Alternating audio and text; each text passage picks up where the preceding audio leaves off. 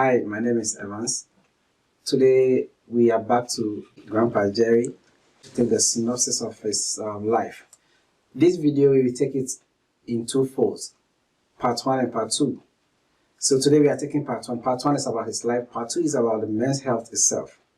So, Grandpa, good afternoon. Good afternoon. And thank you very much for allowing us in today into your house. We are most grateful for accepting us to come in. How did it all begin? So that is my first question I would like to ask you. So how did it all begin? Well, I was dyslexic as a little boy. Didn't read very well because I couldn't see too well to read the prints. And so as far as my sister was concerned and the family was concerned, I was the last of 5. And they called me dunce because I didn't read as fluently as they did. I was punished in school. And at a very early age, I dropped out of school and went to work in the sugarcane fields. And at about 15, 16, I was always into religion. I became a Seventh-day Adventist. Wanting to go to school, wanted to be a minister of some sort, but I had no one to give me any money to go. So the avenue opened for me to go to England at an early age. And I was told if I go there, I could get to go to night classes. Eager for classes, I was taking correspondence courses from Wolseley Hall, Oxford to get my O-levels. Found it very difficult. So then I went to England as soon as I had the finances to go. I went back to school there. I got married in England, had 3 children, went to school at nights, took everything that was given to me. And then in 1977, I decided to, not 77, sorry, 1969, after spending 10 years in England, from 59 to 69, I immigrated to Peterborough, Ontario, Canada, where I lived for 7 years there too, with my wife and the children. And in 1977, I moved here to Alberta, Lethbridge, where I am. My children all went to the church school, and then they went to CUC. And I also took many other courses. I never stopped studying. I took amateur radio and advanced. Now I'm still fighting with French even at this day. And when I came here, I worked at they built a grandstand here with L&D Masonry, and then I worked for the Department of Indian Affairs. Oh. Indian Affairs as a bricklaying instructor and standoff, Indian Reserve. And then I moved to Brockett also, where I finished there in 1982. They wanted me to go to Frog Lake, which is northeast of Edmonton, and at that time, my wife and I decided that I should be closer home. And that's where I've stayed until this day. I'm still fighting with French, the language of French. I've gone home in the 80s to take care of my mother and my in-laws. And they're both gone now, and here I am by myself. And all this while, were you moving with your families, or you were moving alone? I moved here with my families. I left my wife and children in England for 6 months when I first came to Canada, because I was coming in winter, and my son was only about 5 weeks old when I left England. Couldn't bring him with me. So coming first as a part finder, getting a place 6 months later, I was able to afford to send for them. And they came over in the spring. And that's how that part ended. So they joined you in the spring? They joined me in the spring, yes. Why Lethbridge? Lethbridge was a mistake. One of the boys that I adopted in England as my son, he came to Peterborough to me from England. And so he was coming here as an electrical estimator in Calgary. His wife was pregnant at the time back in Orono.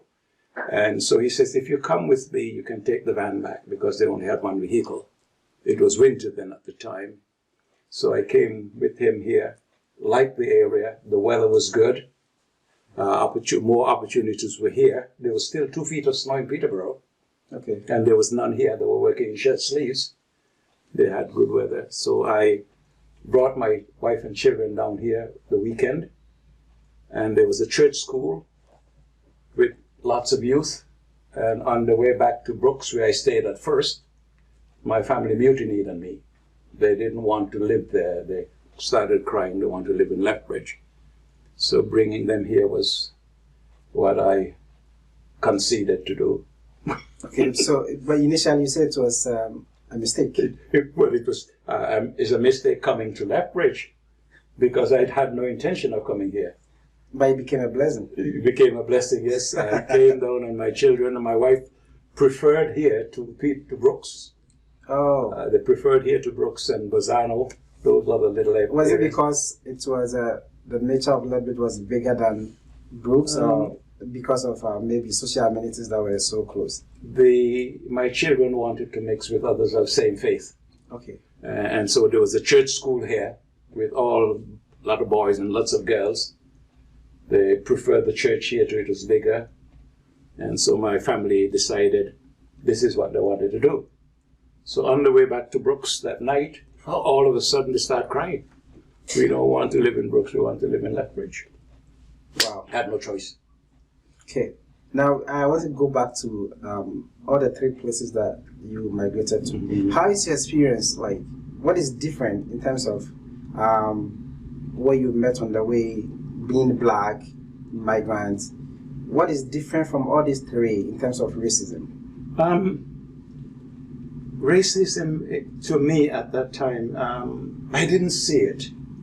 The way I was brought up in my island, even though we were living on a plantation, the way that we were treated by the owners of the land, the owners of the estate, our masters, we call them, was with great respect. They did not abuse us. They treat us with enough respect. And so moving to England, where I mix with whites as well, I didn't find it any different. I treat them with the great respect I expect for myself. I was always open and sociable with others. And for that reason, I was received the same way. I had no real problem at all, neither in England nor in Ontario. The men I worked with and the people I associate with, they were kind to me. In reality, I was helped by them a lot. Which year was this? That was in 1972, 73 in Peterborough, Ontario. In Peterborough, Ontario. The people I work with, the men I work with and their families, really reach out to me knowing that I was a visitor or an immigrant, and they really helped me immensely. I couldn't complain. And thinking if this was not there in the 1970s that you were talking about, do you see that there is a difference in the 70s and now in terms of racism? The difference is now the amount. When I was in the early 70s, I was more or less a novelty to most. They wanted to know who I am, where I come from, what am I doing. And when they learn of what I'm doing and why I'm here, everyone seems to want to help me in so many respects. I had no problem. There was no racial problem because I didn't create any. Oh, wow. So there was no systemic racism, there was no any racial discrimination in any form? People was more curious to know about me. Is it because of your skin? Because I was one of a kind. Oh. I was the first black person they've ever get to speak to. The only black person that they've ever been able to interact with. And they found maybe whatever they thought before, whatever stigmatism or whatever they had in their mind, didn't seem to exist. He was normal. He's a normal individual. He's someone that we can communicate with. Oh, so does it mean that initially people used to have a perception about? They all, a lot of people, they they wanted to know about you. There's one girl on the bus at one time, a little girl, and she was looking back at me, and the mother was keeping her because she said, "Let us speak." And she says, the little girl says, "Is your mommy the same as you?" And I said, "Yeah." I said, "Your mommy's like you, and my mommy's like me." And right there, the mother was relaxed because of the way I answered the child. Oh. So it depends on how you react with others at that time. It is normal because I was one of a kind to them. How was it like in terms of infrastructure development jobs? I had no problem because I came skilled. That's what, when I passed my City and Girls, my diplomas in England, I had first St. John's First Aid diploma. I had my diploma in masonry, and I was taking construction technician, and that Canada needed that type of skill. So your name went up from the bottom to the top of the list, and that's why they accepted me, gave me the visa to come to Canada. So I came to Canada to a job. I came directly from England to Peterborough Regional Hospital as a nurse, first aid nurse. And I worked there for 2 years. And after that, I went out to my skill as a bricklayer. And I've had no problem because I was qualified. So you had multiple skills? Multiple skills. I was eager to learn. So, what is your education? My education was a grade 3 education to start with originally. Okay. And I took correspondence courses to get O levels, to get the level of education back home in the island. Never completed it. I went to school, went back to England and went to night classes. And during the time taking the night classes, they told me that I did not need to take the academics. You have already got a skill. You have already achieved grade 12. So I went straight into the technology of a masonry construction technician and got my diploma in it. Oh, so you have diploma? I've got diplomas, yes. In the masonry? In masonry, yes. Oh. Then the reason I'm asking this question is today we have a lot of young guys, and even other times you can get some ladies as well. Mm-hmm. All our focus is education. Yeah. Education. Mm-hmm. We want to attain this degree, we want to attain that degree before we can get an office job. Mm-hmm. So I'm asking this question because you had a multiple kind of skills yes. that you were able to be surviving on till now. Mm-hmm. Do you have any suggestion for people who are not they are not meant for book, or they don't, when they study they can't do it, they can't make it? Mm-hmm. Is there any advice you can give to such people as to what they can do? I think most of our institutions needed students in their classes. And the counselors that are counseling them want them to take that particular course, that particular subject. And a lot of are not, like myself, I didn't read fast enough. I didn't read good enough. I was always afraid of going into a course that requires an enormous amount of quick reading. And so the practical side of it was mine.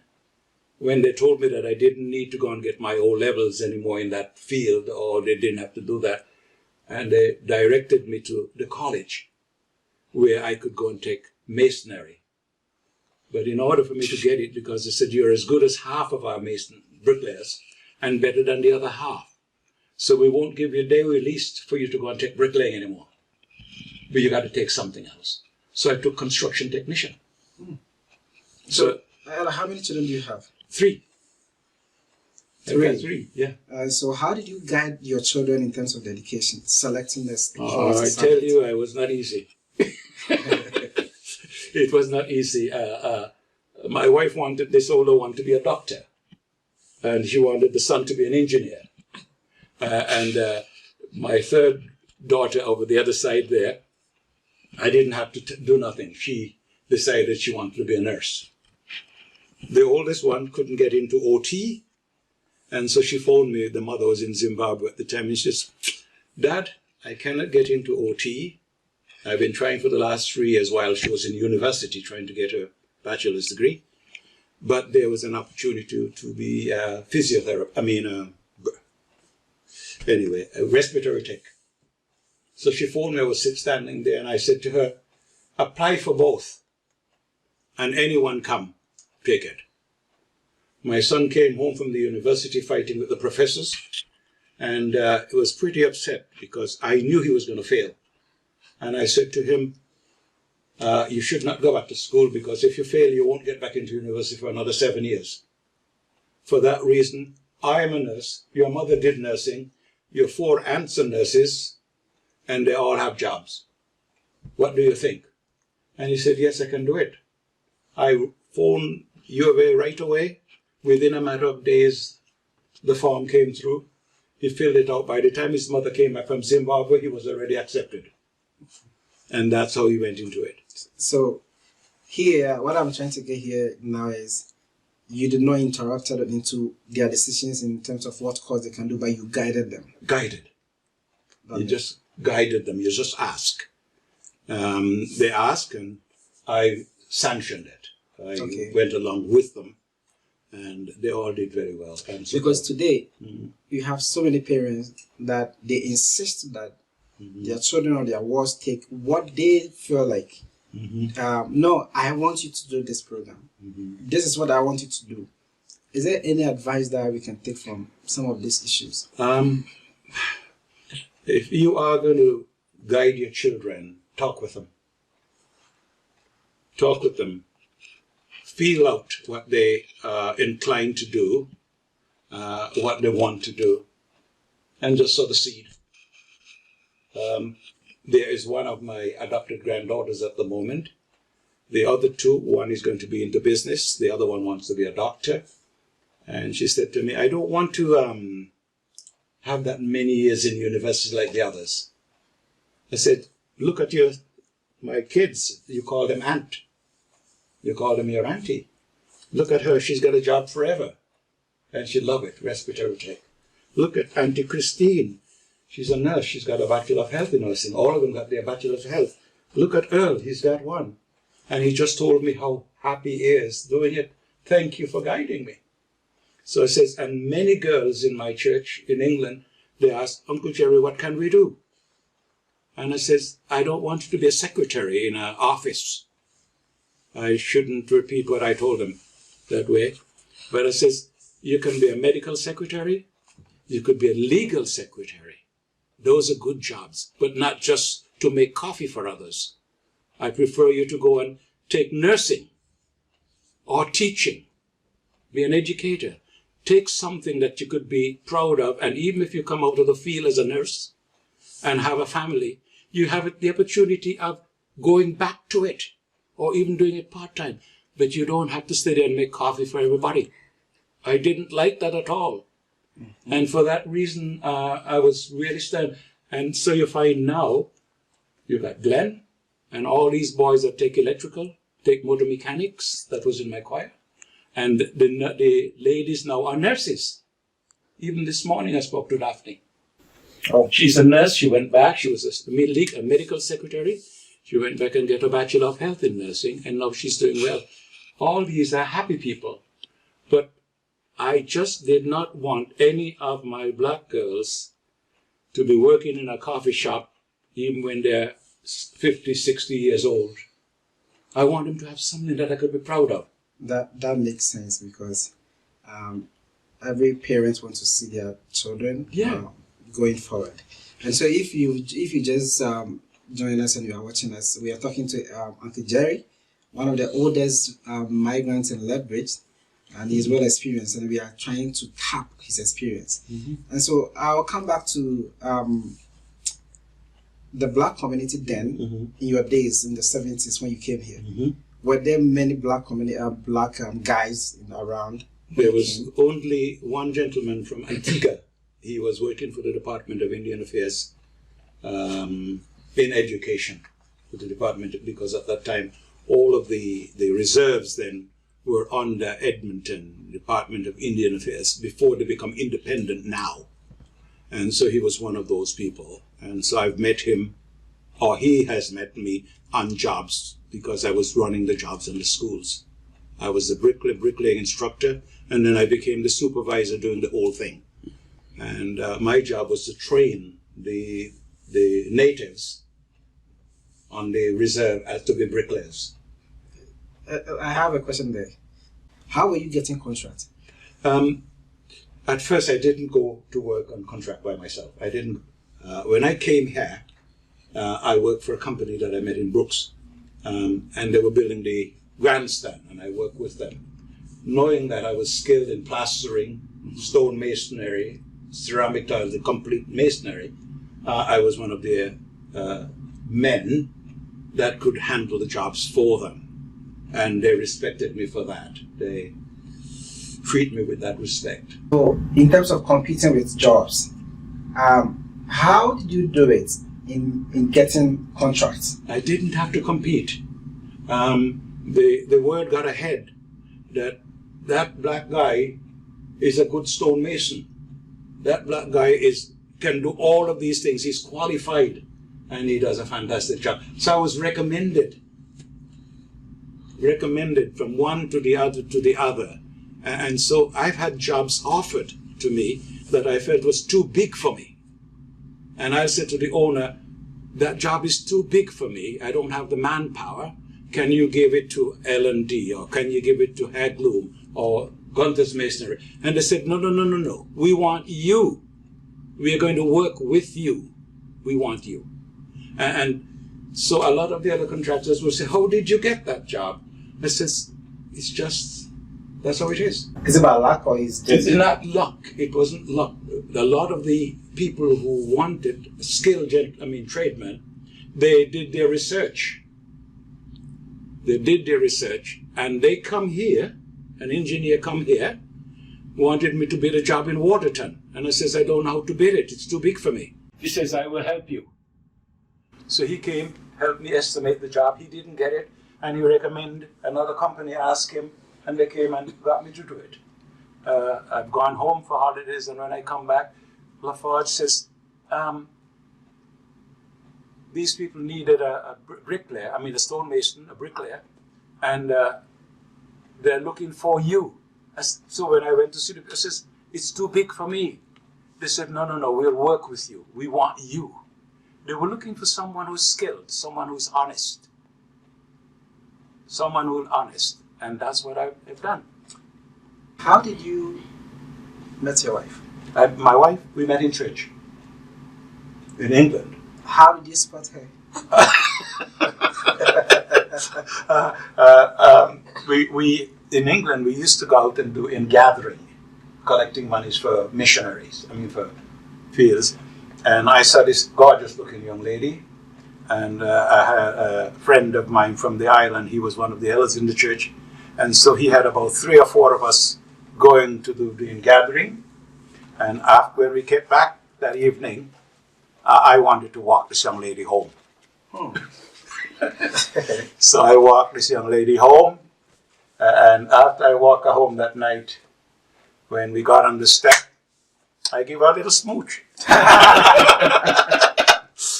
Thank you for a nice evening. And after that, it grew. It grew into a relationship. Did you see something then about her that attracted you? Yes. In those days, honesty. To me, she wasn't just a beautiful girl by looks. At that time, we were both young. We were the same age.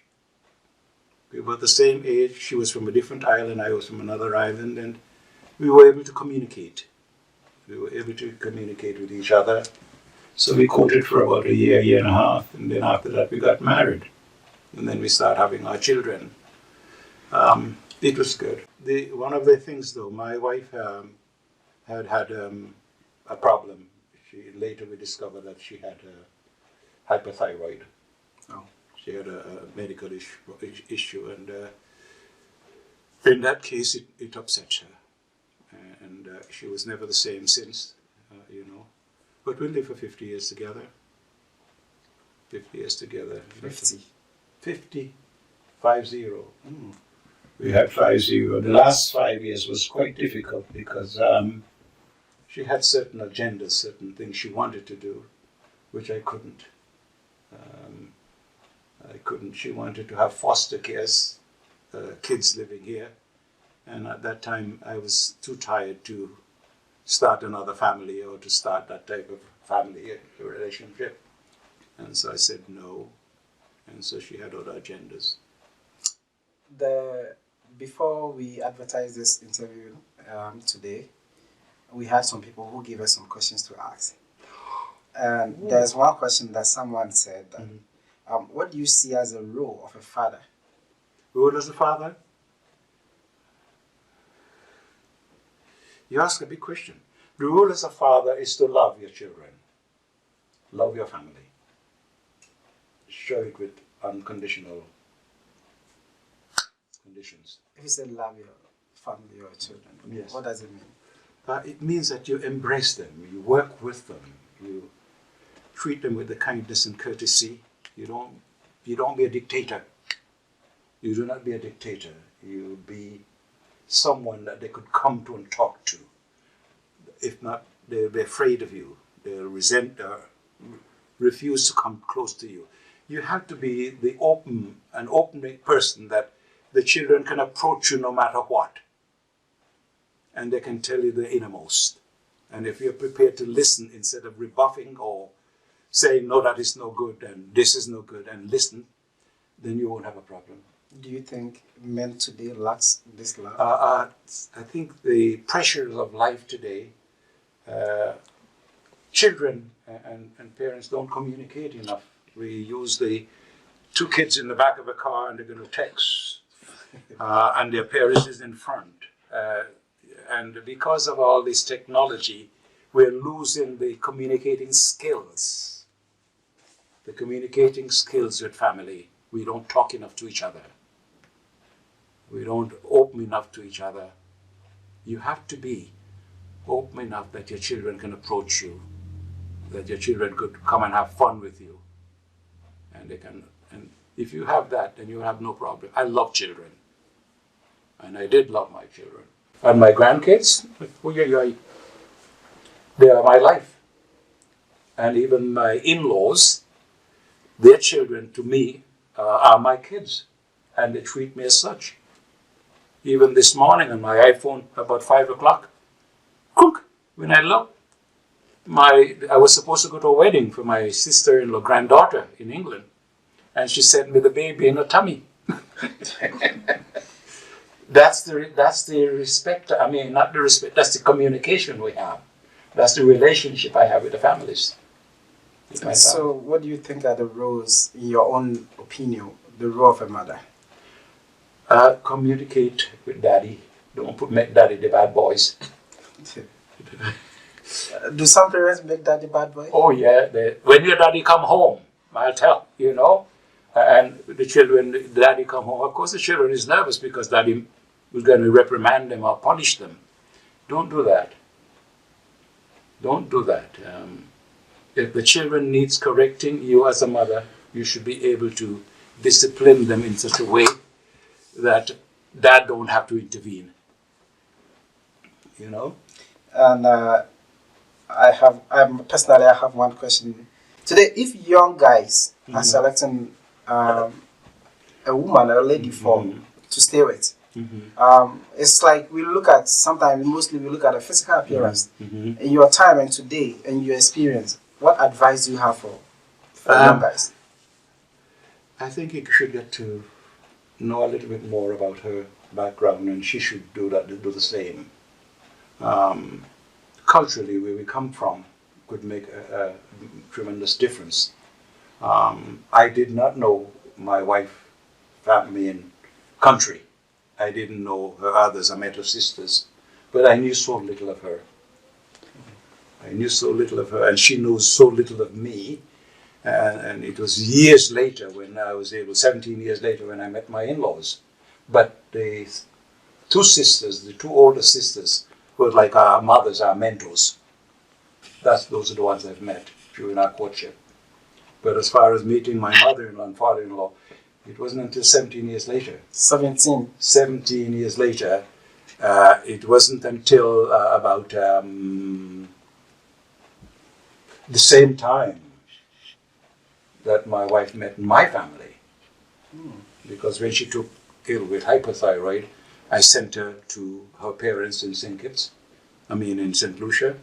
And then from St. Kitts, she went to meet my parents in St. Kitts. And then when she came back, she also went to England because at that time she was really stressed. So I have one question, but that question that I'm going to ask, I believe you said you only met your wife, but I also have to ask, did you ever met a lady, a woman, that you wish you would have, I wish I... instead of her? Yeah. No. I've seen lots of women in church because that's where I met most of them, anyway, in the churches that I go to, different places. No, as far as being an honest wife, being that in that respect, she was one of them. Okay. As I said, illness took the better part of us in the end. But other than that, I trusted my wife implicitly for the fact that I work and I made the money, but I didn't really know what girls need. I didn't know where they have to look after my children as the part of that girls need to do. And so I trusted my wife to be the matriarch of the home. I'll make the money and bring it, and I trusted her that way. Do you think Lethbridge has contributed to your life? Oh, big time. How? In the jobs, what I've been able to achieve. Look at what I have. That is not just dropped out of the moon. Lethbridge, because of the community, because of the job availability in my skill, and the people who gave me the jobs, and I've been able to do them. It has made me who I am. But people are complaining about not getting jobs today. Because the economy has changed. Society has changed.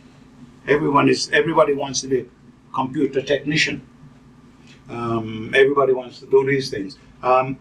Years ago, my bricks came from Medicine Hat, Estevan, Saskatchewan, Edmonton. Those companies don't involve anymore. We get everything from the States. So we don't have bricklayers here anymore, just a few of the skill. The Vedmans are here. They work for me. They were, when he finished his apprenticeship, Mr. Rob Weltman, he came and worked for me. And many others have worked for me in this skill. That don't exist anymore. It's so difficult to get anyone to take bricklaying because there's none. Why? Because the technology has changed. So it has taken over the jobs. Technology has changed. All the skills, plumbing, electrical, not carpenter still remains to a point, but all the other skills have changed where they don't require that many men anymore. They don't require those skills anymore. And Lethbridge is so small. You might have to go to Calgary or Vancouver or back to Toronto and those places in order to get masonry jobs as a bricklayer. Those things have changed. Are we missing something? We today, are we missing something that you were having? You're not having the same things because it's not here. You're a different generation altogether. Things, you are moving with the times. We've got to move with the times, and mine was back then, yours is now. What is the difference? The difference is that technology has taken over to a point, and we don't communicate the way we used to. There's so many changes. One other follower of our channel also asked a question, and he said, "What food were you eating that you still look so fresh today?"